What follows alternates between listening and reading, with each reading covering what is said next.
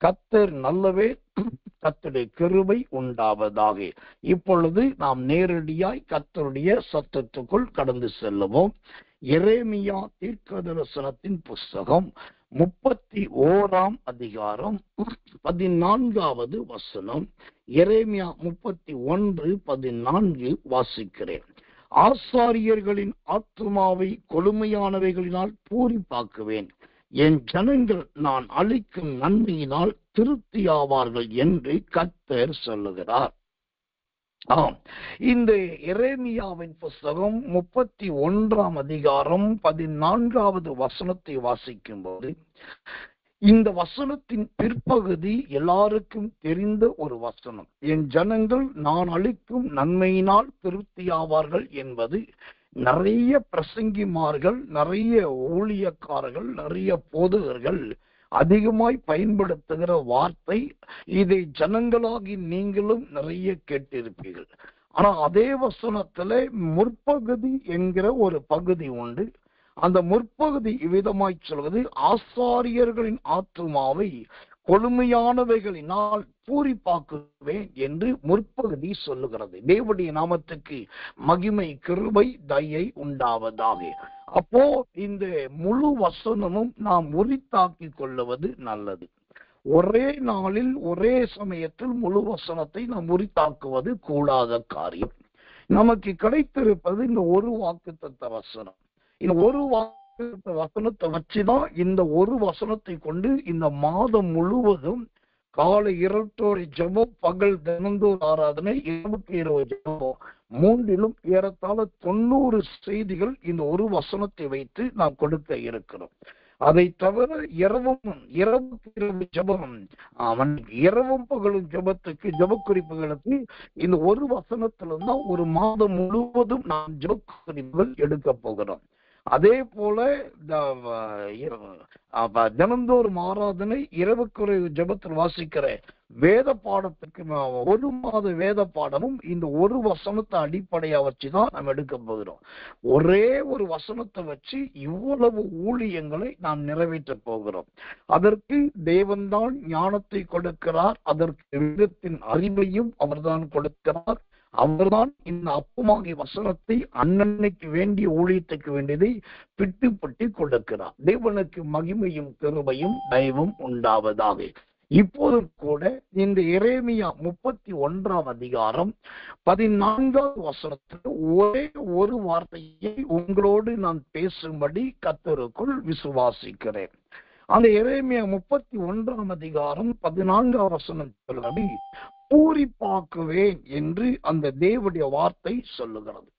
பூரிப்பாக்குவேன்.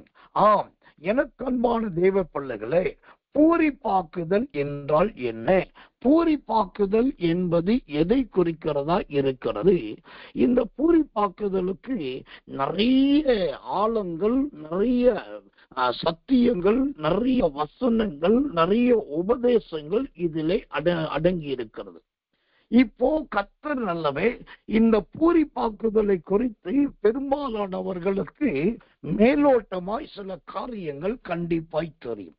ஆனால் இந்த பூரிப்பு என்றால் அது முதலாவது வேதத்துல யார் முதல் பூரித்தார்கள், அதுதான் நாம் இங்கு கண்டுபிடிக்க வேண்டும்.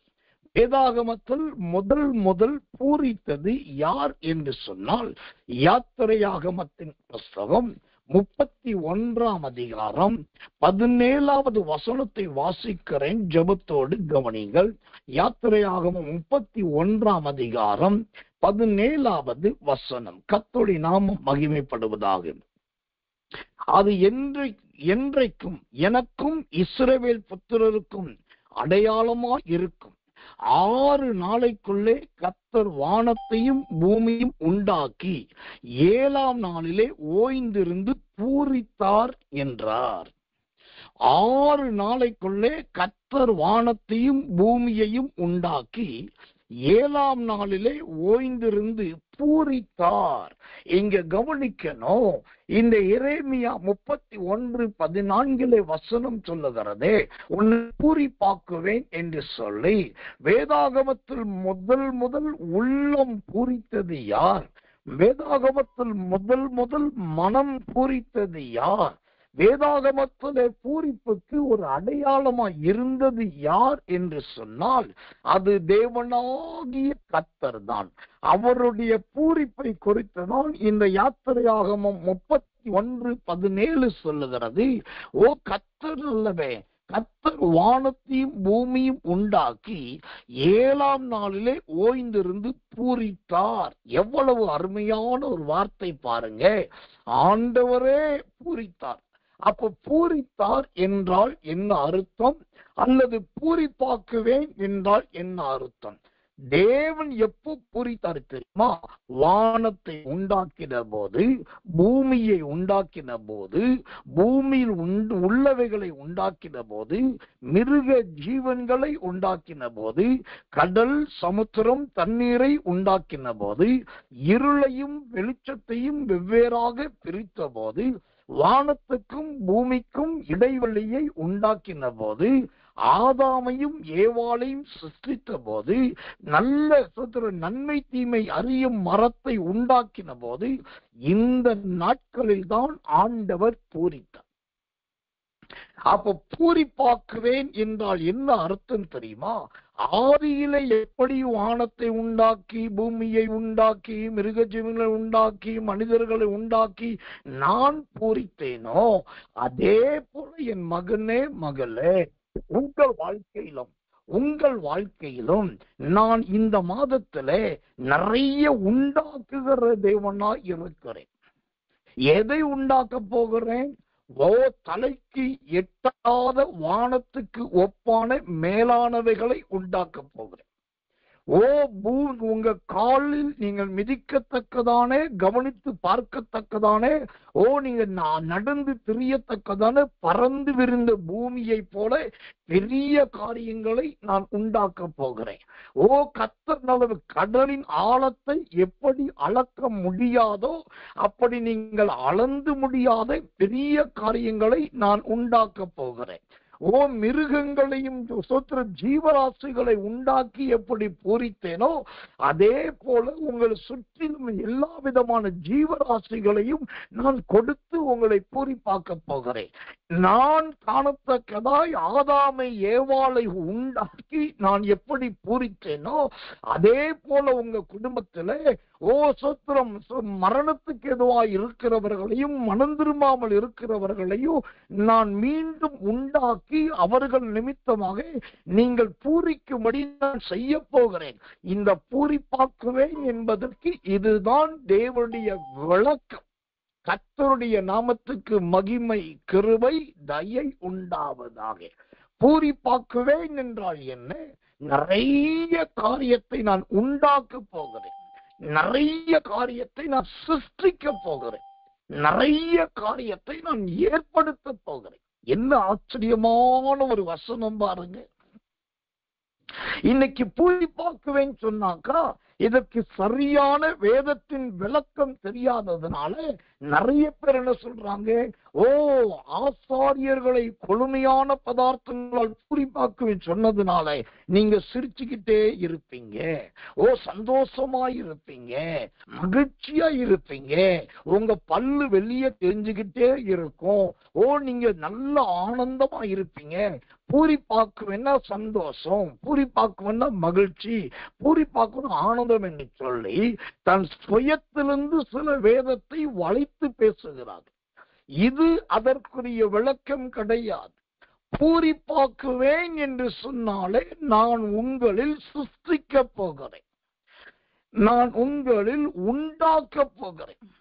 அதிலே எரேமியா 31:14 சொல்லும் போது ஆசாரியர்களை கொழுமையான பதார்த்தங்களினால் பூரிப்பாக்கும். அப்படின்னா இந்த ஆசாரியர்கள் என்று சொன்னால் ஒரு காலத்திலே ஆகாரம் இல்லாமல் இருந்தவர்கள், இந்த ஆசாரியர்களுக்கு வஸ்திரம் இல்லாமல் இருந்தவர்கள், இந்த ஆசாரியர்களுக்கு தங்குவதற்கு இடம் இல்லாதவர்கள் தான் ஆசாரியர்கள். நீங்கள் நினைக்கிற மாதிரி பழைய ஏற்பாட்டு கால ஆசாரியர்கள் என்று சொன்னா அவங்க ராஜ வாழ்க்கை வாழ்றவங்க, ராஜபோக ஊழியக்காரர் நினைக்க கூடாது. மீகால் என்கிற வீட்டிலே ஒரு ஆசாரியை நியமிக்கும் போது நீ இங்கு ஆசாரிய வேலையை பார்த்தா உனக்கு தினந்தோறும் உணவு கொடுத்து வருஷத்துக்கு ஒரு மாற்று வஸ்திரம் கொடுக்கப்படும் என்று சொல்லப்படுகிறது. அப்போ ஆசாரியனுக்கு வருஷத்துக்கு ஒரு ட்ரெஸ் யாராவது கொடுப்பாங்க, அல்லாட்டி அந்த ட்ரெஸ் இல்லாமத்தான் ஆசாரிய இருக்கணும். அதே போல சில ஆசாரியர்கள் வழியிலே போகிற வழியிலே ஒரு தங்குகிறவராக, அப்போ ஆசாரியர்களுக்கு தங்குகிறதுக்கு இடம் கூட இல்லாம இருந்தாங்க. அப்ப ஆசாரியர்கள் என்றால் உடுத்த உடை இல்லாதவர்கள், ஆசாரியர்கள் என்றால் உண்ண உணவு இல்லாதவர்கள், ஆசாரியர்கள் என்றால் இருக்கிற இடம் இருப்பதற்கு இடம் இல்லாதவர்கள், அப்படிதான் இருந்தாங்க. ஆனா ஆண்டவர் அதை பார்த்தார், என்னுடைய ஆசாரியர்கள், என்னுடைய பலிபீடத்தில் நிற்கிறவர்கள், எனக்கு தூபம் காட்டுகிறவர்கள், ஜனங்களுக்காக எனக்காக பேசுகிறவர்கள் சொல்லி ஆண்டவர் என்ன செய்தார், இஸ்ரவேல் ஜனங்களிடத்தில் ஒரு புதிய பிரமாணத்தை உண்டாக்கி அவர் சொன்னார், நீங்கள் கொண்டு போய் எனக்காக பலி செலுத்தும் போது அந்த பலி செலுத்தின பின்பு அந்த பிரதான பலிகளின் நல்லவைகள் எல்லாம் ஆசாரியனை சாரும் என்று சொல்லி அந்த படைக்கப்பட்டது, கொடுக்கப்பட்டது, காணிக்கை தரப்பட்டது, பலி செலுத்தப்பட்டது, இது எல்லாம் ஆசாரியனுக்கு உண்டானதாய் மாறினது. இதுதான் அந்த உண்டாக்குதல், இதுதான் சிருஷ்டித்தல். ஒரு புதிய பிரமாணத்தை உண்டாக்கினார், ஒரு புதிய வழிமுறையை ஏற்படுத்தினார், ஒரு புதிய முறையை கர்த்தர் கொண்டு வந்து சிருஷ்டித்தார். அதனால ஆசாரியர்கள் என்ன பண்ணாங்க, பூரித்தார்கள். ஐயோ, நம்முடைய முன்னோர் அப்படி தரித்திரியர்களாக இருந்தார்கள், அவர்கள் ஒன்றும் இல்லாதிருந்தார்கள். ஆனால் நமக்கோ ஆண்டவர் இப்படி அழகான ஒன்றை சிருஷ்டித்து விட்டாரே, அருமையான ஒரு பிரமாணத்தை ஏற்படுத்தி விட்டாரே, அதனால எல்லாரும் கொண்டு வந்து கொடுக்கிறவர்களும் தருகிறவர்களுமா இருக்கிறார்கள் என்று சொல்லி ஆசாரியர்கள் பூரித்தார்கள். இந்த செய்தியை கேட்கிற எனக்கு மிகவும் பிரியமான விசுவாச தேவ பிள்ளைகளே, உங்களுடைய ஜீவியத்துல கூட இப்படிதான் ஆண்டவர் இந்த மாதத்துல பல புதிய காரியங்களை சிருஷ்டிக்க போகிறார். ஆசாரியர்களுக்கென்று ஒரு நியமம் இல்லாதிருந்த காலத்துல தேவன் அவர்களுக்கென்று ஒரு நியமத்தை ஏற்படுத்தினார். ஆசாரியர்களுக்கென்று ஒரு பிரமாணம் இல்லாத போது அவர்களுக்காக ஒரு பிரமாணத்தை உண்டாக்கினார். ஆசாரியர்களுக்கென்று நிலபலன்கள், சொத்து சுகங்கள் இல்லாதிருக்கும் போது அவர்களுக்கு வேண்டியவர்களை கர்த்தர் ஏற்படுத்தி கொடுத்தார். இதெல்லாம் கர்த்தர் ஆசாரியர்களுக்காக ஒரு காலத்துல செய்தது உண்மை. அதனால அவங்க பூரிப்பானது உண்மைனாக்கா, ஊழியக்காரனாக நான் சொல்லுகிறேன், இந்த மாதத்துல உங்களுக்காக ஆண்டவர் இப்படிப்பட்ட நியமங்களை உண்டாக்க வல்லவராய் இருக்கிறார். உங்களுக்காக இப்படிப்பட்ட பிரமாணங்களை ஏற்படுத்த அவர் வல்லவராய் இருக்கிறார். இப்படிப்பட்ட நன்மைகளை செய்வதற்கு ஆண்டவர் உண்மையுள்ளவராய் இருக்கிறார். எதிர்பாருங்கள், இந்த மாதம் நீங்கள் பூரிக்கத்தக்கதான காரியத்தை ஆண்டவர் உண்டாக்குவார். நீங்கள் பூரிக்கத்தக்க காரியத்தை ஆண்டவர் சிருஷ்டிப்பார். ஏன் என்று சொன்னா, அந்த யாத்திரையாக 31:17 ஆண்டவரே அந்த சிருஷ்டிக்கப்பட்டதை பார்த்து பூரித்தார். ஆண்டவரே அந்த உண்டாக்கப்பட்டதை பார்த்து பூரித்தார். அப்ப என்ன அர்த்தம்? இந்த மாதத்திலே உங்க வீட்டிலே, உங்க சபையிலே, உங்க ஊழியத்திலே, உங்க தனிப்பட்ட ஜீவியத்திலே ஆண்டவர் உண்டாக்க போகிற காரியத்தை குறித்து நீங்களே பூரிக்க போறீங்க. உங்களுக்கு கிடைச்சதை குறித்து உங்கள் தேவனாகிய கர்த்தரே பூரிப்படைய போகிறார். அல்லேலூயா. எனக்கு அந்த வசனம் ரொம்ப பிடித்திருக்கிறது. யாத்திரையாகமம் 31:17 பிற்பகுதி வாசிக்கிறேன். கர்த்தர் வானத்தையும் பூமியையும் உண்டாக்கி 7ஆம் நாளிலே ஓய்ந்திருந்து பூரித்தார். ஆண்டவர் பூரிக்கும் போது எப்ப பார்த்து பூரித்தார் தெரியுமா? அந்த பூரிப்பு என்றால் என்னது? நல்ல அழகான புன்முறுவல். அந்த ஆண்டவர் எப்ப பூரித்தார் தெரியுமா? அந்த வசனம் அழகா சொல்லுது, அவர் ஓய்ந்திருந்து பூரித்தார். அப்படின்னா அவர் நல்லா அமைதியா ரிலாக்ஸ்டா உட்கார்ந்து இருந்து அவர் உண்டாக்கின வானத்தை பார்த்து, பூமியை பார்த்து, மரஞ்செடி கொடியை பார்த்து, நடமாடும் மிருகங்களை பார்த்து அவர் ரசித்து ரசித்து ரசித்து பூரித்திருக்கிறார். நல்ல ஓய்ந்து உட்கார்ந்து நல்ல அமைதலாயிருந்து அது எல்லாத்தையும் பார்த்து பார்த்து பார்த்து பார்த்து அப்படி ஆண்டவர் ரசிக்கிறார், பூரிக்கிறார். இதுதாங்க இந்த மாதத்துல கர்த்தர் செய்ய போகிற காரியம். நான் சொல்லுகிறது உங்களுக்கு சிலருக்கு மிகைப்படுத்தப்பட்ட காரியமா இருக்கலாம். இவர் இட்டு கட்டி பேசுறாருன்னு நீங்க நினைக்கலாம். இல்ல ஜனங்களை கூல் பண்றதுக்காக இப்படி நைஸா பேசுறாருன்னு நீங்க சொல்லலாம். நீங்க என்ன நினைச்சாலும் சரி, என்ன பேசினாலும் சரி, என்னுடைய வாயிலிருந்து பிறப்பது தேவனுடைய சத்தியமே அல்லாமல் பிதற்றல் என்னுடைய வாயிலிருந்து வராது. அப்போ தேவனுடைய சத்தியத்தை நான் சொல்றேன் அப்படின்னாக்கா அது விசுவாசிக்கிற உங்களுக்கு அது நன்மையாய் லபிக்கும். அது நன்மையிலே கொண்டு போய் விடும். ஆண்டவருடைய சிருஷ்டிப்பு, ஆண்டவருடைய உண்டாக்குதல், ஆண்டவருடைய படைப்பு உங்களுக்காக சில காரியங்களை கர்த்தர் செய்துட்டு இந்த மாசம் உங்களுக்கு கிடைச்ச நன்மையினால அவரே உட்கார்ந்து பூரிக்க போகிறார். எனக்கு என்னன்னா, தான் உண்டாக்குனதை அவர் உட்கார்ந்திருந்து ஓய்ந்திருந்து பூரிக்கிறார்னா தேவன் நமக்கு அறிவுக்கு எட்டாத ஒரு காரியத்தை செய்யும் போது கர்த்தர் நல்லவே. அப்போ நாம் என்ன செய்வோம்? சிந்திச்சு சிந்திச்சு யோசித்து யோசிச்சு கர்த்தர் நல்லவே, கர்த்தர் நல்லவே சந்தோஷப்படுவோம் அல்லவா? எனக்கன்பான தேவ பிள்ளைகளே, அப்படிப்பட்ட ஒரு சந்தோஷத்தை தான் இந்த மாதத்துல ஆண்டவராகிய தேவன் கொடுக்க விரும்புகிறார். தேவனாகிய கர்த்தர் தர விரும்புகிறார். கர்த்தர் நல்லவே, கர்த்தர் நல்லவே, கர்த்தர் நல்லவே. எனக்கன்பான தேவ பிள்ளைகளே, அந்த அறிவுக்கெட்டாத அந்த காரியம் எபேசியர் புஸ்தகம் 3ஆம் அதிகாரம் 19வது வசனம். எபேசியர் 3:19.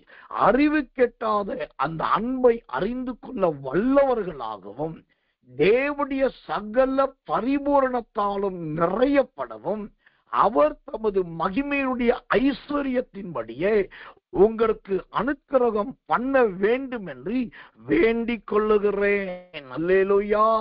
ஒரு ஊழியக்காரனா, ஒரு வேதத்தை போதிக்கிற போதகனா, ஒரு தகப்பனுடைய ஸ்தானத்திலிருந்து உங்களுக்காக நான் செய்கிற பெரிய ஒரு காரியம் என்னன்னா, இந்த எபேசியர் 3ஆம் அதிகாரம் 19வது வசனத்தின்படி தமது மகிமையுடைய ஐஸ்வர்யத்தின்படி உங்களுக்கு அனுக்கிரகம் பண்ண வேண்டும் என்று அறிவு கெட்டாத அந்த செயல்களை கர்த்தர் செய்ய வேண்டும் என்று உங்களுக்காக நான் வேண்டிக் கொள்ளுகிறேன். தேவன் என் வேண்டுதலை கேட்டு உங்க வாழ்க்கையில பூரிப்பை கொடுப்பார், உங்க ஜீவியத்திலே சிருஷ்டிப்பை கொடுப்பார், உங்க ஊழியத்திலே படைப்பதை கொடுப்பார். நீங்களும் கர்த்தருக்குள் பூரிப்பீர்கள். கர்த்தர் நல்லவே, கர்த்தர் நல்லவே, கர்த்தர் நல்லவே. தேவனுடைய நாமத்துக்கு மகிமை, கிருபை, தயை உண்டாவதாக. கர்த்தர் நல்லவே. அப்போ இந்த பூரிப்பாக்குவேன் என்றால் என்ன? தாம் உண்டாக்குவதை குறித்தும் உண்டாக்க போவதை குறித்தும் கர்த்தர் பூரித்தார். இரண்டாவதாக இந்த பூரிப்பாக்குதல் நம்முடைய ஜீவியத்துல வரணும். நாமும் கர்த்தருக்குள் பூரிக்கணும் அப்படின்னாக்கா அதுக்கு நாம் செய்ய வேண்டிய ஒரு காரியம் உண்டு. என்ன செய்ய வேண்டும்? சங்கீதங்களின் புஸ்தகம் 21ஆம் சங்கீதம் 6வது வசனத்தை வாசிக்கிறேன். ஜெபத்தோடு கவனிங்கள். சங்கீதம் 21:6. அவரை நித்திய ஆசீர்வாதங்கள் உள்ளவர் ஆக்குகிறீர், அவரை உம்முடைய சமூகத்தின் மகிழ்ச்சியினால் பூரிப்பாக்குகிறீர், அவரை உம்முடைய சமூகத்தின் மகிழ்ச்சியினால் பூரிப்பாக்குகிறீர். ஆம், இந்த மாதத்திலே எரேமியா 31ஆம் அதிகாரம் 14வது வசனத்தின்படி நீங்க பூரிக்கணும், உங்க புருஷன் பூரிக்கணும், உங்க மனைவி பூரிக்கணும், உங்க பிள்ளைகள் பூரிக்கணும்னா அதற்கு அழகான ஒரு நிபந்தனை உண்டு. என்னன்னாக்கா சங்கீதம் 21:6 சொல்லுகிறபடி உம்முடைய சமூகத்தின் மகிழ்ச்சியினால் பூரிப்பாக்குது. அப்படின்னா என்ன அர்த்தம்? இந்த மாதத்திலே எவ்வளவுக்கு எவ்வளவாய் தேவ சமூகத்தில் காத்திருக்கிறோமோ அவ்வளவுக்கு அவ்வளவு தேவன் பூரிப்பாக்க போகிறார். தேவ சமூகத்துல எவ்வளவுக்கு எவ்வளவு உட்கார்ந்து வேதத்தை கண்மூடித்தனமாக கடகட கட என்றும் மடமட மட என்றும் வடமட வட என்றும் தடதட தட என்றும் நன்றாய் வாசிக்க போகிறோமோ அந்த வாசிக்கிற அளவுக்கு தேவன் தம்முடைய சமூகத்தினால் உங்களை பூரிப்பாக்க போகிறார். விசேஷமாக இந்த மாதத்துல எவ்வளவுக்கு எவ்வளவு இடைவிடாமல் கூட்டங்களில் கலந்து கொண்டு, ஊழியங்களில் கலந்து கொண்டு, தேவனுடைய சமூகத்தில் கலந்து கொண்டு நல்ல துதிக்கிறீங்களோ, ஸ்தோத்தரிக்கிறீங்களோ, செய்திகளை கேட்கிறீங்களோ, அந்த தேவ சமூகத்தில் இருப்பதற்கு ஏற்றபடி ஆண்டவர் அழகாய் பூரிப்பாக்க போகிறார். சில ஊழியக்காரர்கள் சொல்லுகிறதை போல, ஓ சத்ரோ நானும் சொல்லலாம், கவலைப்படாதீர்கள், ஆண்டவர் சொல்லிட்டாரு உங்களை பூரிப்பாக்குவேன்னு, நீங்க புறப்பட்டு போங்க, உங்க நோயெல்லாம் போயிரும், நீங்க வீட்டுல இருங்க, ஆண்டவர் எல்லாம் விடுதலையாக்குவார், நல்ல ஓசத்தை இருக்கிற இடத்துல அற்புதத்தை எதிர்பாருங்கள், நான் பாட்டி சொல்லிட்டே போலாம். அப்படிப்பட்ட ஒரு மாய்மாலமான வார்த்தைகளை, உணர்ச்சிப்படுத்தக்கூடிய வார்த்தைகளை, சத்தியத்தை சொல்ல நான் விரும்பவில்லை. தேவனுடைய சத்தியத்தை சத்தியமாய் சொல்லுகிறேன். அந்த எரேமியா 31:14 படி தேவன் உங்களை பூரிப்பாக்கணும் அல்லது நீங்களும் அந்த பூரிப்பை அனுபவிக்கணும்னா முதலாவது தேவனுடைய சந்நிதிக்கு வர பழகுங்கள். இரண்டாவது தேவனுடைய சந்நிதியிலே கையை காலை கட்டி அமைதியா உட்கார பாருங்கள்.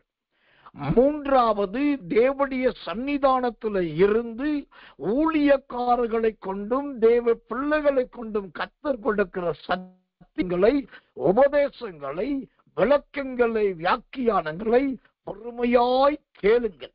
இப்படியாய் தேவனுடைய சன்னிதானத்திலும் கர்த்தருடைய சமூகத்திலும் எந்த அளவுக்கு நீங்க நல்ல நேரத்தை செலவழிக்கிறீங்களோ, காத்திருக்கிறீங்களோ, அந்த அளவுக்கு தேவனாகிய கர்த்தருடைய பூரிப்பு உங்க ஜீவியத்திலே அப்படியே உண்டாம். தேவ சமூகத்துக்கு போகாம, ஓ கர்த்தர் சன்னிதானத்துல வந்து தேவன வார்த்தைக்கு இடம் கொடுக்காம, எதுவுமே பண்ணாம நமக்கு விடுதலை வரும் என்று சொன்னால் அந்த விடுதலையும் வரும், வராது என்று நான் சொல்லல, கண்டிப்பாய் வரும். அந்த விடுதலை வருவது எப்படி தெரியுமா இருக்கும்? அது ஒரு டெம்பரவரி டெலிவரன்ஸா இருக்கும், தற்காலிக விடுதலையா இருக்கும். யாரோ ஒரு ஊழியக்கார் ஜெபிச்சுட்டாரு, ஒரு நீதிமான் பரிந்து பேசிட்டாரு, இல்லாட்டி உங்க வீட்டுல இருக்கிற தாயோ தகப்பனோ ராத்திரில எழுப்பி கண்ணீர் வடிச்சிட்டாங்க, அந்த கண்ணீருக்காக ஊழியக்காருடைய மண்டாட்டுக்காக ஆண்டு செய்வார். ஆனா அது நிரந்தரம் கிடையாது. ஆனா எப்போதுமே நீங்க பூரிக்கணும்னா இந்த மாதத்துல குறைந்த பட்சம் அதிகமாய் தேவனுடைய சந்நிதியில் களி கூறுங்க. வேதாகமத்தில் எந்த வேலைக்கும் போகாம, எந்த வேலையும் செய்யாம, வெறும் ஜெபம், உபவாசம், பாட்டு, இந்த ஜெபம், உபவாசம், பாட்டை மட்டும் வச்சுக்கிட்டு கர்த்தருக்குள் பூரித்த அருமையான தேவ பிள்ளைகளை குறித்து வேதம் சொல்லுது.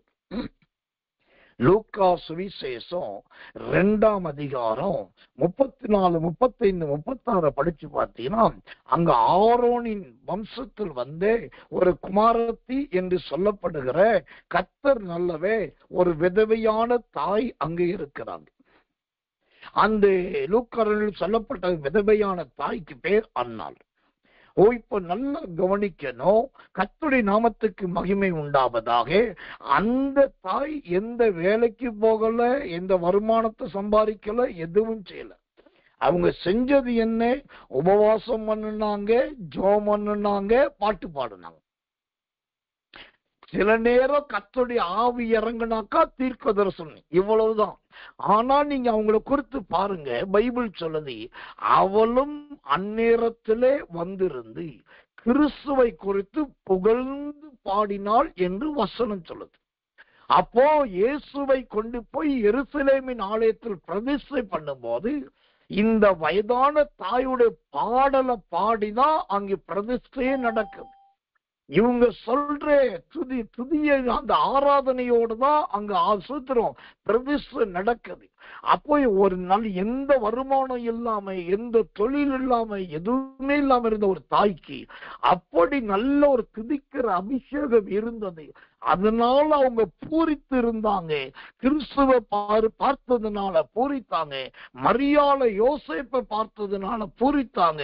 சிமியோன் என்னும் அருமையான பரிசுத்தவான் கையிலே கிறிஸ்து இருப்பதை பார்த்து பூரித்தாங்கன்னாக்கா, கர்த்தருடைய ஊழியக்காரனாக நான் சொல்லுகிறேன், இந்த அருமையான தாயை போல அவர் அந்த தேவன் உங்களையும் பூரிக்க செய்வார். முதலாவது கர்த்தர் பூரித்தார். அவர் உண்டாக்கினவைகளையும் சிருஷ்டித்தவைகளையும் பார்த்து பூரித்தார். இரண்டாவது, அன்னாள் என்கிற அருமையான தாயார் பூரித்தார். அவர்கள் தேவனுடைய சந்நிதியில் இருந்ததினாலும் கர்த்தரை துதித்த துதியினாலும் பூரித்தார். இந்த நல்ல அனுபவம் நம்முடைய ஜீவியத்திலே வரணும். இந்த நல்ல முன்மாதிரி நம்முடைய வாழ்க்கையில காணப்பட வேண்டும். தேவனுடைய நாமத்துக்கு மகிமையும் கிருபையும் தயவும் உண்டாவதாக. அடுத்ததாக, ஒரு தேவ பிள்ளை எப்படி பூரிப்பது? அவங்க பூரிக்க வேண்டிய அடுத்த தன்மை என்ன? நீதிமொழிகளின் புஸ்தகம் 15ஆம் அதிகாரம் 30வது வசனம். நீதிமொழிகள் 15:30 வாசிக்கிறேன், கவனிங்கள். கண்களின் ஒளி இருதயத்தை பூரிப்பாக்கும், நற்செய்தி எலும்புகளை புஷ்டியாக்கும். கண்களின் ஒளி இருதயத்தை பூரிப்பாக்கும், நற்செய்தி எலும்புகளை புஷ்டியாக்கும். இங்க கவனிங்க, ஒரு தேவ பிள்ளை மூன்றாவது எப்படி பூரிக்க வேண்டும், எதை குறித்து பூரிக்க வேண்டும் என்று சொன்னா, அந்த நீதிமொழிகள் 15:30 ரொம்ப அழகா சொல்லுது. கண்களின் ஒளி இருதயத்தை பூரிப்பாக்கும், நற்செய்தி எலும்புகளை புஷ்டியாக்கும். இப்போ பூரிப்பு என்கிற புன்முறுவல் வாயில வந்துருச்சு, முகத்துல வந்துருச்சு. அடுத்த அந்த பூரிப்பு என்ன செய்யணுமா, ஒரு தேவ பிள்ளையின் சரீரத்துல நல்ல நிணத்தை உண்டாக்கணும், நல்ல கொழுப்பை உண்டாக்கணும், நல்ல புஷ்டிய உண்டாக்கணும், நல்ல சத்துவத்தை ஆரோக்கியத்தை உண்டாக்கணுமா. அதுக்கு பேரா பூரிப்பான். ஏன்னாக்கா அந்த நீதிமொழிகள் சூத்திரம் 15:30 சொல்லுகிறது, நற்செய்தி எலும்புகளை புஷ்டியாக்கும். இந்த பூரிப்பு ஒரு தேவனுடைய பிள்ளையின் வாழ்க்கையில இருந்துருச்சுன்னா, அவங்க எலும்பு கூட எப்படி இருக்கும்னா இரும்பு மாதிரி இருக்கும். கர்த்தருக்கு மகிமை உண்டாகும். அவங்க எலும்பு கூட இரும்பு மாதிரி காணப்படும். தேவனுக்கு மகிமை. அப்போ சரி, இப்படிப்பட்ட எலும்பும் இரும்பாய் மாறக்கூடிய ஒரு பூரிப்பு வரணும்னா, ஒரு தேவ பிள்ளையின் வாயிலே சிந்தனையிலே எப்போதும் என்ன இருக்க வேண்டும்? நல்ல நற்செய்தி நிறைந்திருக்க வேண்டும். இந்த நாட்களில் நற்செய்தியும் இல்லை, நல்ல செய்தியும் இல்லை. சில விசுவாசிகள் அப்படின்றாங்க, வாயை திறந்தா வாயில வர்றது எல்லாமே இங்கிலீஷ்ல இருக்கிற ஏலேருந்து ஜட்டு வரைக்கும் விட்டுட்டு அதுக்கப்புறம் இருக்கிறது மட்டும்தான் பேச்சா வருது. இன்னும் சிலர் வாயை திறந்தாக்கா அவங்க என்ன பேசுறாங்கன்னு அவங்களுக்கும் புரியாது, கேட்டவங்களுக்கும் புரியாது.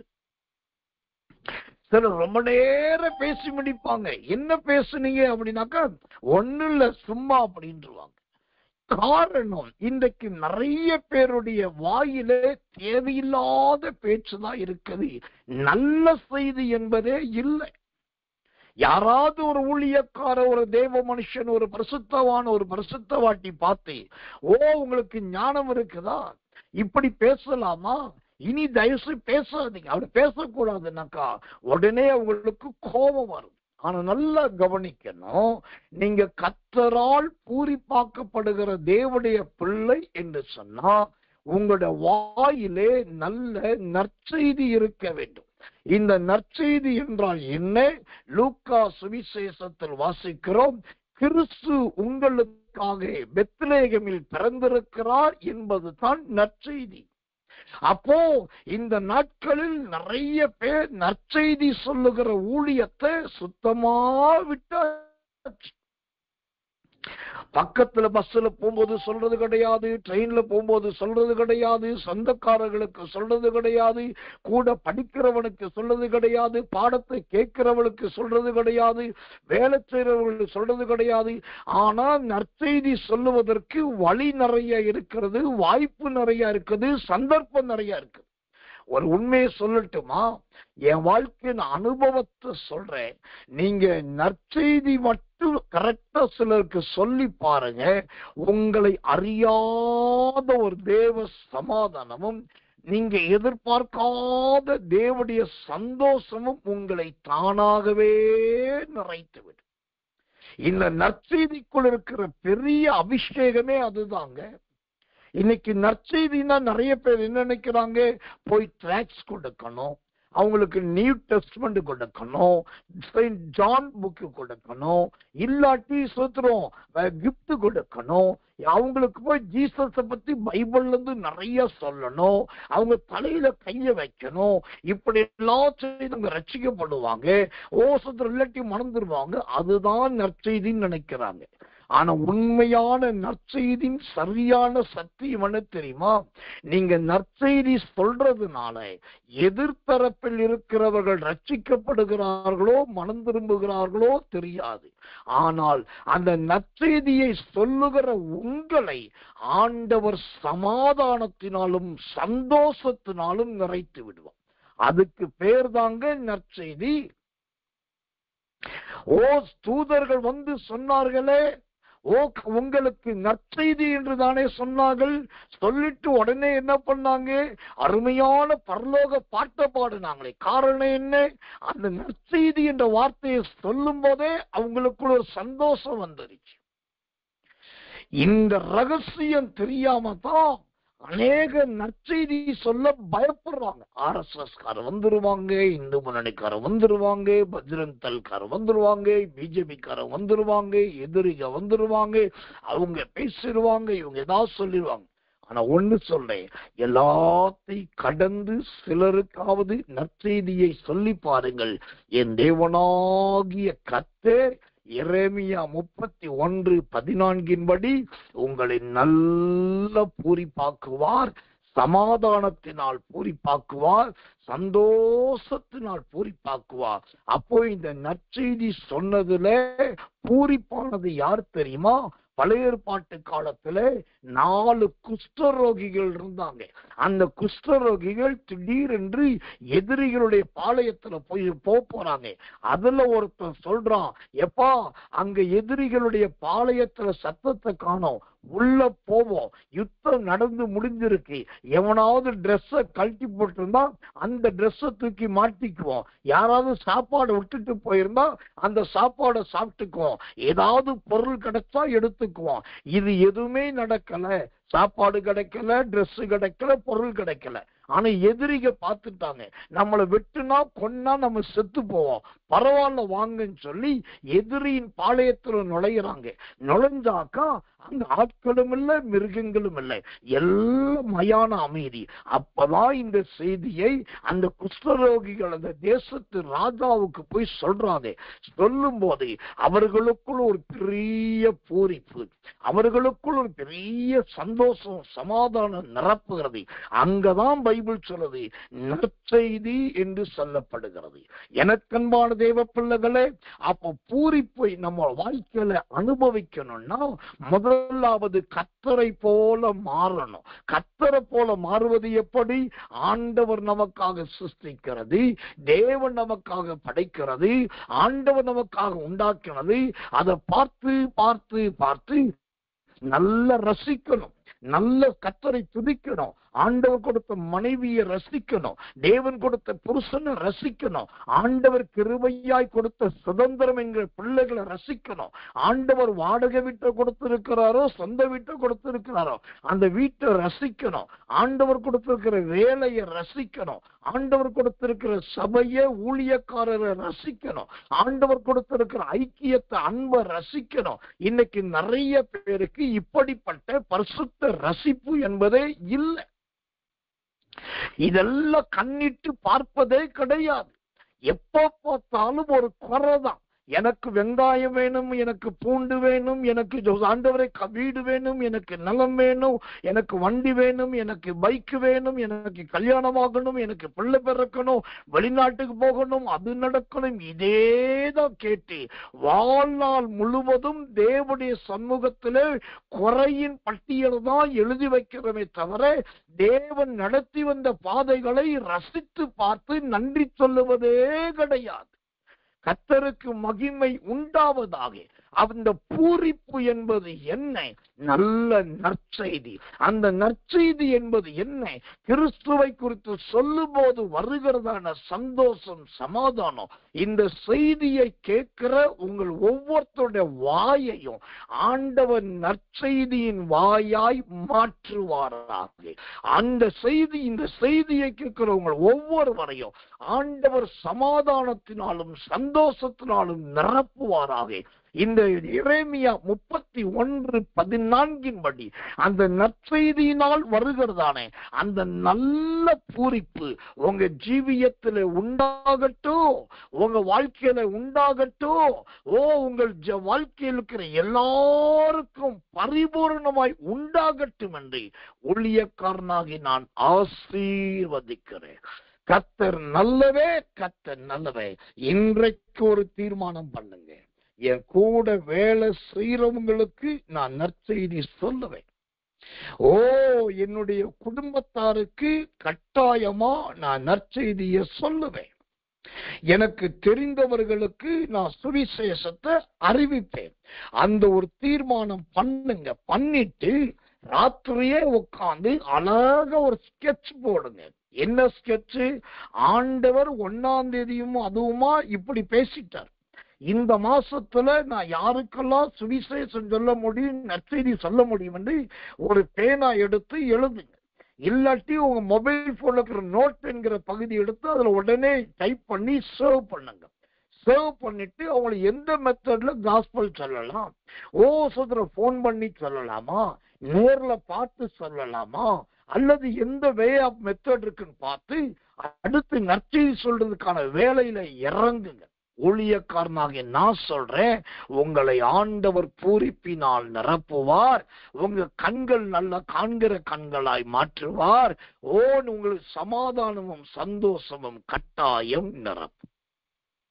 ஒரு குஷ்டரோகியே போய் நற்செய்தியை சொல்ல முடியுமா? ஏன் நீங்களும் நானும் சொல்ல முடியாது? கண்டிப்பாய் சொல்லுவோம்.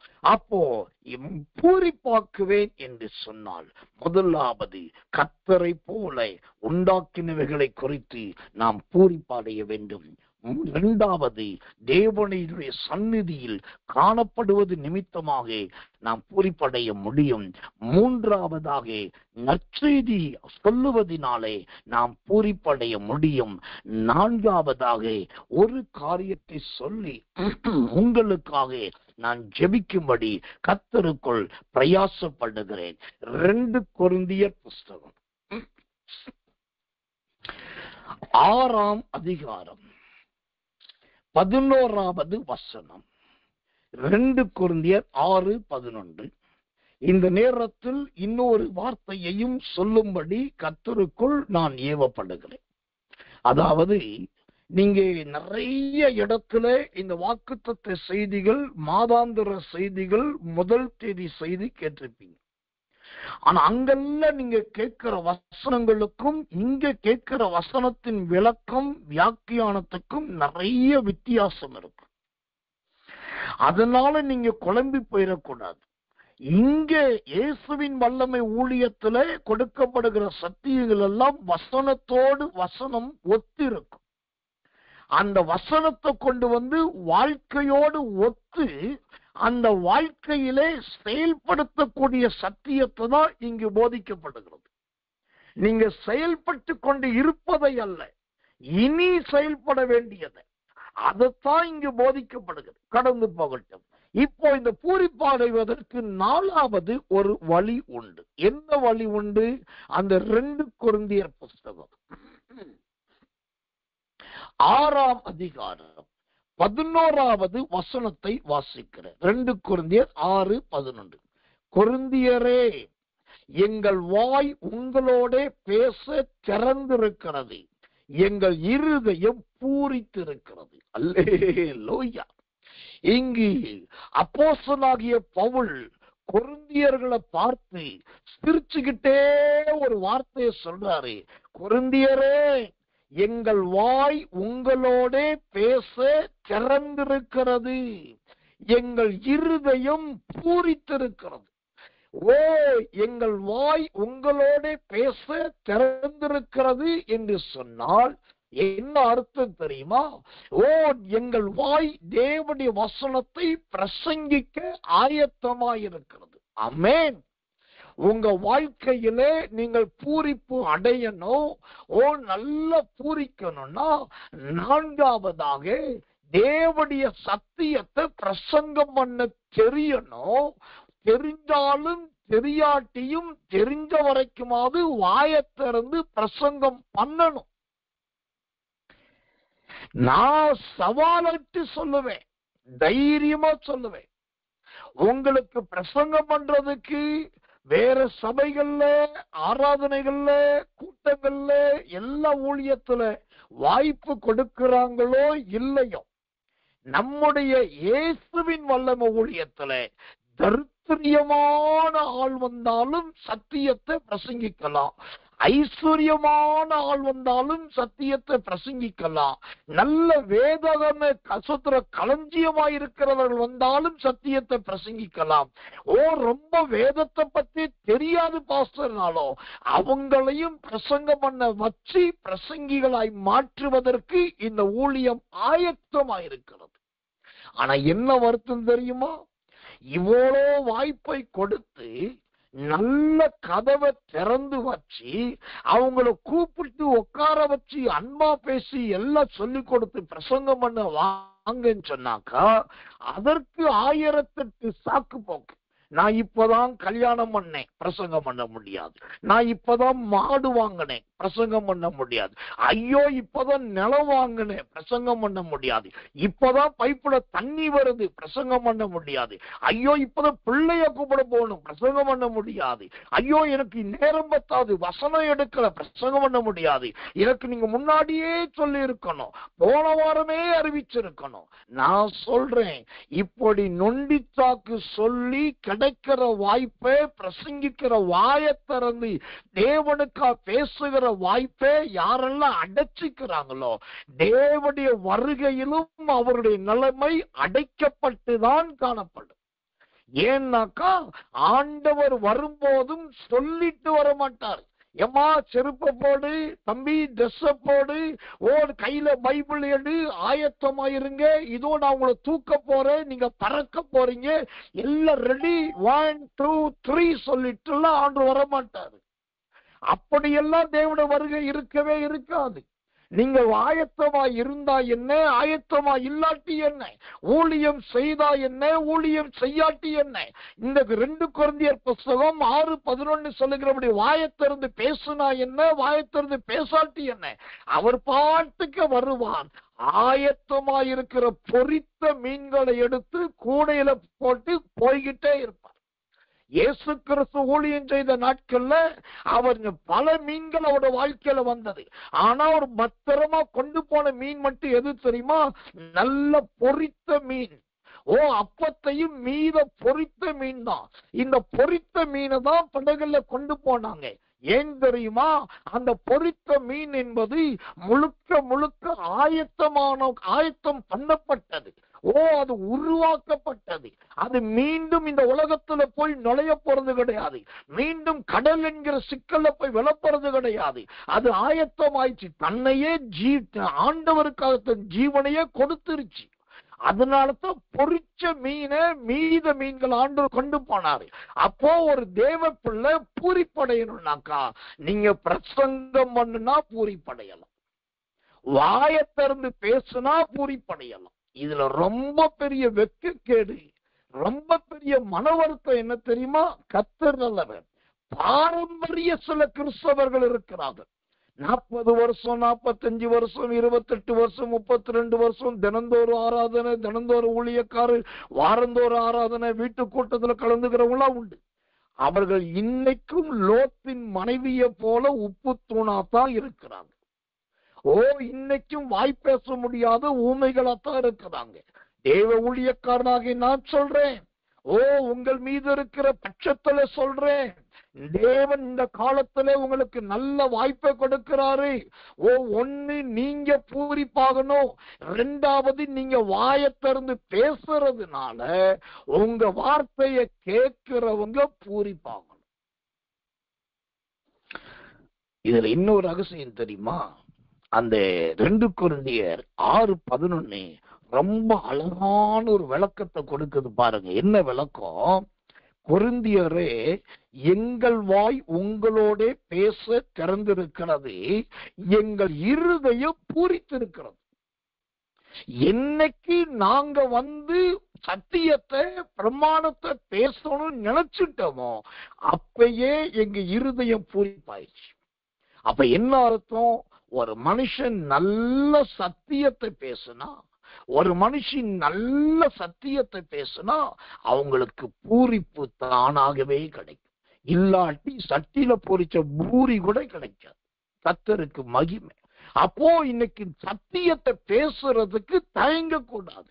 எல்லாரும் இன்னொன்னு தெரிந்து கொள்ளுங்க, இன்னைக்கு பிரசங்கம் பண்ணிட்டு இருக்க நான் மிகப்பெரிய வேத பண்டிதன் கிடையாது. உங்க அளவுக்கு பெரிய வேதாகம அறிவும் கிடையாது. நான் முழுக்க முழுக்க கற்று தேறினவனும் கிடையாது. ஒன்றும் தெரியாத வேதம் சொல்லுவதை போல ஒரு நிர்மூடன், பவுல் சொன்னதை போல ஒரு அகால பிறவி. இன்னும் கற்றுக்கொள்ள தீவிரிக்கிறவன் தான் நான். ஆனால் அப்படிப்பட்ட என்னையே ஆண்டவர் கொண்டு காலையில பகல்ல ராத்திரியிலன்னு சொல்லி மாறி மாறி மாறி மாறி மாறி பிரசங்கிக்க வைக்கிறார்னா, ஏன் ஆண்டவர் உங்க வாயில இந்த பிரசங்கத்தை வைக்க மாட்டார்? இன்னைக்கு ஒரு தீர்மானம் பண்ணுங்க. ஆண்டவரே, வாயை திறந்து பிரசங்கிக்கிறதுனால, சத்தியத்தை பேசுறதுனால எனக்கு ஒரு பூரிப்பு வேண்டும் ஆண்டவரே. இனி நான் எங்க பாஸ்டர்ட்ட போன் பண்ண போறேன், நான் எங்க ஊழியக்கார்ட்ட கேட்க போறேன், ஐயா எனக்கு ஒரு வாய்ப்பு கொடுங்க, அந்த தினந்தோறு ஆராதனையில நான் செய்தி கொடுக்கிறேன், எனக்கு ஒரு வாய்ப்பு கொடுங்க, இருட்டோட ஜபத்தில் ஒரு செய்தி கொடுக்கிறேன், எனக்கு ஒரு வாய்ப்பு கொடுங்க, போதகருக்குரிய ஜபத்தில் ஒரு செய்தி கொடுக்கிறேன், நீங்க வந்தா கேட்பேன்னு ஒரு தீர்மானம் எடுங்க. ஆண்டவருக்காக எழும்புங்க. நான் கேட்கிறேன், எத்தனை காலத்துக்கு இப்படி சாதாரண விசுவாசியாகவும் பேழையில வந்து போன காக்கா மாதிரி வர்றது போறதுமாவே இருப்பீங்க? மெய்யான ஒரு பூரிப்பு வேண்டும் இல்ல, நித்திய பூரிப்பு இருக்கணும் இல்ல. அந்த பூரிப்பு தேவைன்னா இந்த 2 கொரிந்தியர் 6:11 சொல்லுகிறபடி வாயை திறந்து தேவனுக்கு சத்தியத்தை பேச ஆயத்தமாகும். மௌனமா இருக்காதீங்க. இது மௌனத்தின் காலம் அல்ல. இன்னொன்னு சொல்லட்டுமா? நீங்க தேவனுடைய வார்த்தைய, தேவனுடைய வசனத்தை பேசுறதுக்கு வாய மூட மூட மூட மௌனமா இருக்க, கள்ள தீர்க்கதரிசிகள் பெருகிக்கிட்டே இருப்பாங்க. கள்ள உபதேசங்கள் இன்னும் மடை திறந்த வெள்ளம் போல வந்துகிட்டே இருக்கும். ஏன்னா நீங்க உருவானது இயேசுவின் வல்லமை ஊழியத்துல. இங்கு சத்தியம் உபதேசம் ஆழமாய் போதிக்கப்படும். இதுல இருந்து நீங்க தேடுறீங்க. அப்ப இங்கிருந்து பிரசங்கிக்கிற நீங்கள் ஒவ்வொரு பிரசங்கமே தேவ பயத்தோடு இருக்கும். ஆனா நீங்க மௌனமா இருக்கும் போது வேறு ஒரு கூட்டம் எழுமோ, அவங்க இருதயத்தின் நிறைவினால் பேசுவாங்க. ஓ, கண்ண மூடிக்கிட்டு கண்ட தீர்க்க தரிசனம் சொல்லுவாங்க. அப்ப கள்ள தீர்க்க தரிசனங்கள் வருவதற்கும் கள்ள உபதேசங்கள் பெருகுவதற்கும் நாமே ஒரு காரணமாய் இருந்துவிடக் கூடாது. அப்ப என்ன செய்யணும்? நாம் தேவனுக்காக எழும்பணும், நாம் தேவனுக்காக தீவிரிக்கணும், நாம் தேவனுக்காக பிரசங்கிக்கப்படணும். ஸ்தேவான் என்கிற அருமையான ஒரு பிரசங்கியார பாருங்க, சாகும்போது கூட பிரசங்கம் பண்ணிக்கிட்டு தாங்க செத்தாரு. அந்த பக்கம் ஒருத்தன் திட்டுறான், இங்கிட்ட ஒருத்தன் பயங்கரமா கக்க கக்க கக்க சிரிக்கிறான், இன்னொரு பொம்பளை கெட்ட வார்த்தை பேசுது. ஓ, சின்ன பிள்ளைகள்லாம் கையை தட்டி ஏளனம் பண்றாங்க. ஆளாளுக்கு ஒவ்வொன்னு சொல்லிட்டு இருக்காங்க. ஆனா இந்த தேவ மனுஷனாக ஸ்தேவானுடைய வாயோ தேவனுடைய சத்தியத்தை சொல்லுவதை விடவே இல்லை. கண்ணால் கண்ட இயேசுவை பார்த்ததை சொல்லாம இருக்க முடியல, வானத்தையும் மேகத்தையும் பார்த்ததை சொல்லாம இருக்கவே முடியல, தேவ சிங்காசனத்தை குறித்து அந்த ஸ்தேவானால் சொல்லாமல் இருக்கவே முடியல. அவ சாகிற வரைக்கும் பிரசங்கம் பண்ணி வாயை திறந்து பேசிதான் செத்தார். அது கர்த்தருக்காக, ஓ தேவ வார்த்தைக்காக. உங்களுக்கு தெரியுமா, ஒரு வாயை திறந்து பேசி பிரசங்கம் பண்ணி செத்ததுனால தான் அந்த கூட்டத்திலிருந்து சவுல் என்கிற பவுலை ஆண்டவர் தொட்டார். அப்ப இன்னைக்கு தேவன் உங்களுக்கு அழகான ஒரு வசனத்தை கொடுத்திருக்கிறாரு, அழகான ஒரு சத்தியத்தை கொடுத்திருக்கிறாரு. அடுத்தது நீங்க செய்ய வேண்டிய வேலைகளின் அனுபவத்தை கொடுத்திருக்காரு. ஆண்டு கொடுத்த வசனம் என்ன? எரேமியா 31:14. உங்களை பூரிப்பாக்கு. ஆண்டவர் கொடுத்த சத்தியம் என்ன? 4 சத்தியத்தை கத்த சொல்லிக்காரு. ஒன்னு, கத்தரை போல சிருஷ்டிக்கப்பட்டதை படைக்கப்பட்டதை சுற்றிலும் இருக்கிறதை பார்த்து பார்த்து பூரிப்பாகுங்க. 2வது சத்தியம், தேவனுடைய சன்னிதானத்தில் துதிக்கிறதுனால ஸ்தோத்திரிக்கிறதுனால ஓ நல்ல கத்தருக்குள் பூரிப்பாகுங்க. 3வது, ஓ கத்தர் நல்லவே கத்தர் நல்லவே சுவிசேஷத்தினால பூரிப்பாகுங்க. 4வது, வாயை திறந்து பேசி பிரசங்கம் பண்றதுனால பூரிப்பாகுங்க. 2வது, உங்களை சத்தியத்தினால் நிறைத்திருக்கிறார். 3வது, நடைமுறை.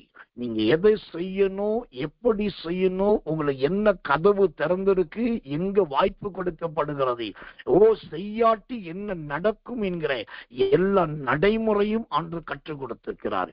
இவ்வளவு ஆழமான இவ்வளவு அருமையான ஒரு சத்தியத்தை கேட்டுட்டு, இந்த உபதேசத்தை கேட்டுட்டு ஆண்டவர் உங்களை தூண்டி ஏவி ஊழியக்கார மூலமா எல்லாம் சொல்லிட்ட பிறகும் இன்னும் நீங்க கிணத்துல போடப்பட்ட கல்லு மாதிரி இருந்தீங்க அப்படின்னா அது கர்த்தர் தான் பார்த்தா. ஆனா ஒரு ஊழியக்காரனா, ஒரு மெய்ப்பனா, ஒரு தகப்பனா, ஒரு தீர்க்கதரிசியா நான் சொல்லி முடிக்கிறேன். இந்த எரேமியா 31 14வது வசனத்தின்படி ஆசாரியர்களை கொழுமையானவைகளினால் திருப்தியாக்கி பூரிப்பாக்குகிற தேவன் உங்களையும் அந்த பூரிப்பாக்குவார். அந்த நல்ல பூரிப்பை தந்து எல்லாருக்கும் ஒரு சாட்சியின் பாத்திரமாய் உங்களை வைப்பாராக என்று கர்த்தருடைய ஊழியக்காரனாகி நான் இருதயத்தின் ஆழத்திலிருந்து உங்களை மகிழ்ச்சியோடு வாழ்த்துகிறேன். கர்த்தருடைய சமாதானத்தின் சத்தியத்தின் கிருபை உங்கள் யாவரோடு கூட ஆம் என்றும் ஆமேன் என்றும் இருப்பதாக. நாம் கண்களை மூடி ஒப்பு கொடுத்து எல்லாரும் கர்த்தரை ஸ்தோத்தரிக்க போகிறோம். ஆண்டவரே, எரேமியா 31:14 படி பூரிப்பாக்குவேன் என்று சொன்னீரே, அந்த பூரிப்பு ஆண்டவரே உலகத்தார் சொல்லுவதை போல் அல்லாமல் உம்மை போல பூரிக்க உதவி செய்யும். உம்முடைய சன்னிதானத்தில் பூரிக்க உதவி செய்யும். உம்முடைய சுவிசேஷத்தினால் பூரிக்க உதவி செய்யும். உம்மை குறித்து பிரசங்கம் பண்ணுவதனால், வாயத்திறந்து பேசுவதனால் பூரிக்க உதவி செய்யும் என்று சொல்லி ஒப்பு கொடுத்து எல்லாரும் கர்த்தரை ஸ்தோத்திரம் பண்ணுவோம். இயேசுவின் நாமத்தினாலே நாம் ஜெபிப்போம். அன்புள்ள நல்ல பரம பிதாவே, நல்ல அருமையான இந்த சாயங்காலம் கடந்த ராத்திரி நேரத்தில் இந்த 7வது மாதம் முதல் வாரம் முதல் தேதி முதல் ராத்திரியில் முதல் இரவுக்கிற ஜபத்திலே கர்த்தருடைய வசனத்தை அனுப்பினதற்காக நன்றி. பூரிப்பாக்குவேன் என்று சொன்ன ஆண்டவர் ஆதியில் சிருஷ்டித்தவைகளை பார்த்து நீர் பூரித்ததை போல எங்களை சுற்றிலும் இருக்கிற நல்லவைகளையும் நன்மையானவைகளையும் திரும்பி பார்த்து பார்த்து பார்த்து அதற்காகவே ஸ்தோத்தரித்து பூரிக்க உதவி செய்வீராக. ஆண்டவரே, தேவனுடைய சன்னிதானத்திலே அதிகமாய் காத்திருப்பதினால், நிறைய துதிப்பதினால், நல்ல பாட்டு பாடுவதினால், கர்த்தரை ஆராதிக்கிறதினால் பூரிப்படைய உதவி செய்யும். ரொம்ப முக்கியமாய் சமயம் வாய்த்தாலும் வாய்க்காவிட்டாலும் சுவிசேஷத்தை பிரசங்கிப்பதில் ஜாக்கிரதையாயிருந்து அந்த பூரிப்பை பெற்றுக்கொள்ள உதவி செய்யும்.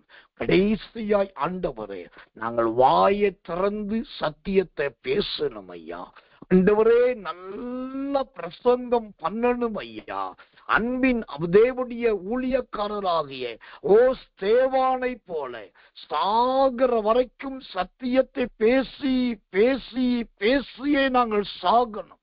ஆண்டவரே, ஸ்தேவானை போல முடிவு வரைக்கும் உம்முடைய வேதத்தையும் பிரமாணத்தையும் கையில சுமந்ததை போல நாங்கள் மரண பரியந்தம் அந்த சத்தியத்தை சுமக்கிறவர்களாய் மாற்றோம்.